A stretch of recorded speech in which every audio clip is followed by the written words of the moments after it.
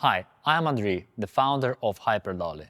In this video, I'll walk you through all the features and setup steps of Hyperdolly, so you are off to a great start using it on your sets. Hyperdolly comes in a durable transport case.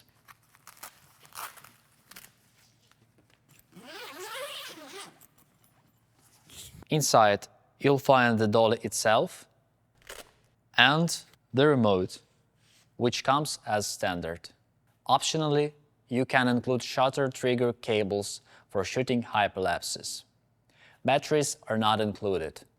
To power the system, you'll need an NPF-type battery and a set of standard 3AA batteries. Unfolding Hyperdolly is quick and easy.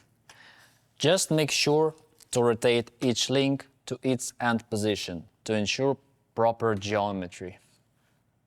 On this panel, you'll find the channel indicator, a 2.5mm jack for connecting the shutter trigger cable, the channel change button, and a 7.4 to 12 volts input port. Just make sure to disconnect the battery when you are using external power. On the right-hand side, you'll see a steering angle adjustment knob. Adjusting it is simple and easy. Just make small incremental turns until you are satisfied with the result. I'll share some tips on trajectory radius adjustment later in this video. For secure tripod installation, you'll use 3 tripod clamps. Just insert tripod feet into the corresponding slots and tighten the screws.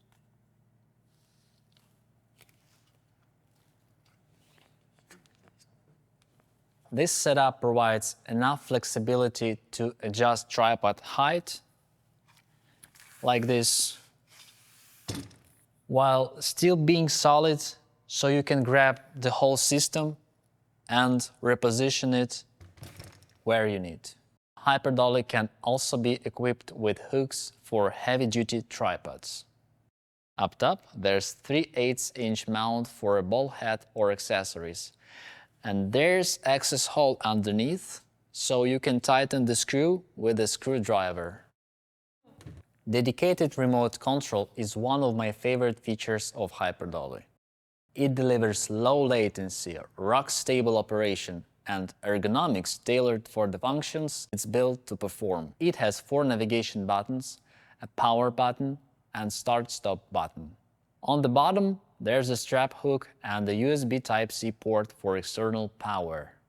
Keep in mind that it doesn't charge the batteries, it only powers the remote. On the right side, you'll find a knob for adjusting speed, and on the back, there's a thread and the battery compartment. Hyperdolly's load capacity is 26 pounds, making it suitable even for small cinema camera setups. In our promo video, we used Red Komodo X with remote follow focus, image transmitter, and a large V-mount battery. It handled that setup effortlessly. The dolly is equipped with soft wheels to absorb small bumps. Insert the NPF battery into the slot and toggle the switch. Insert 3 AA batteries into the remote, like this, and hold the power button. If the dolly and remote are set to the same radio channel, they will connect automatically. The radio signal strength gauge and the dolly battery indicator will appear. It's that quick and simple, no pairing needed. To change the channel on the dolly, press the button. You'll have 9 channels to choose from. You don't need to reboot. The new channel becomes active immediately. On the primary screen, you'll see the settings for continuous movement during the shooting. Here you can adjust travel distance, direction, and speed. The speed ranges from 0.5 inches per second to 14. Acceleration can also be adjusted. You have 3 operation modes to choose from: A/B mode, loop mode, and live mode. In A/B mode, once you've set your movement parameters, press the Start-Stop button to enter the movement control screen. The channel indicator on Hyperdolly will turn off to prevent unwanted light reflections during shooting.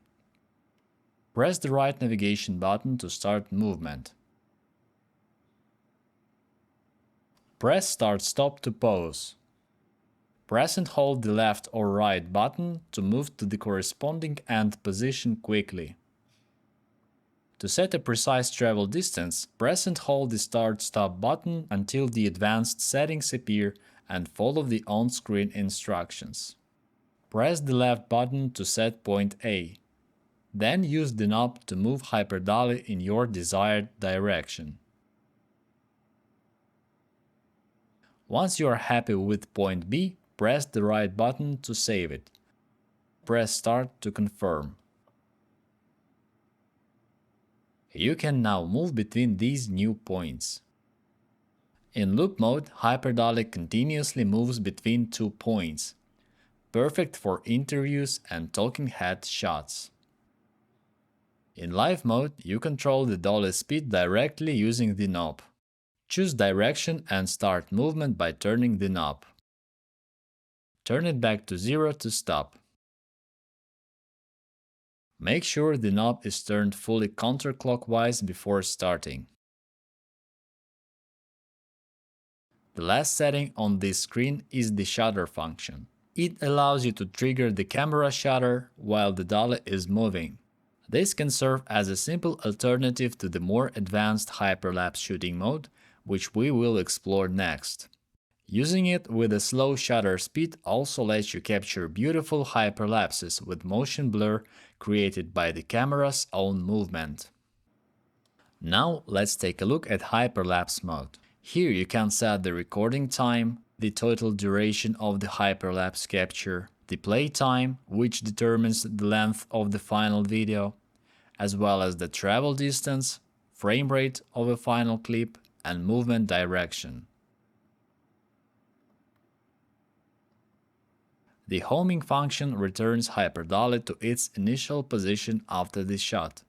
Great for creative effects like matching 2 hyperlapse shots captured along the same path but at different times. Make sure your settings allow Hyperdolly enough time to complete its move and trigger the camera. If, for example, the distance is too long while the recording time is too short, an error will appear.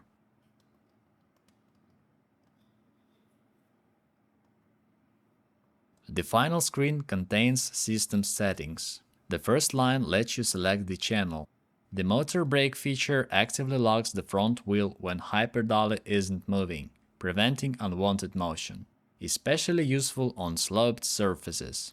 You can also toggle button backlighting, add a trigger delay to let vibrations settle before taking the next hyperlapse photo, switch between metric and imperial units, and set an auto sleep timer for the remote, which won't activate during hyperlapse shooting or continuous motion. I would like to share some tips on adjusting arc path radius. The dolly circles around the point that is located on the virtual line that crosses 2 back wheels. This means you should position the dolly so that this line crosses the object you want to orbit. Once that's set, point the camera at your object and manually roll the dolly to test the path. Adjust if needed until you are happy with the trajectory. The steering mechanism is designed to make the process quick and simple, and it gets more intuitive over time.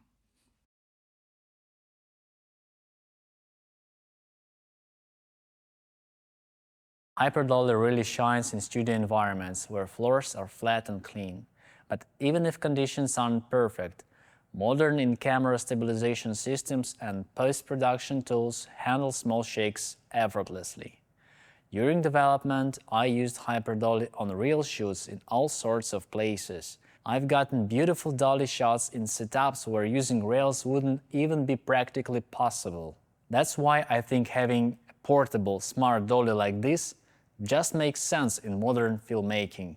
Thanks so much for watching. I hope this video was helpful.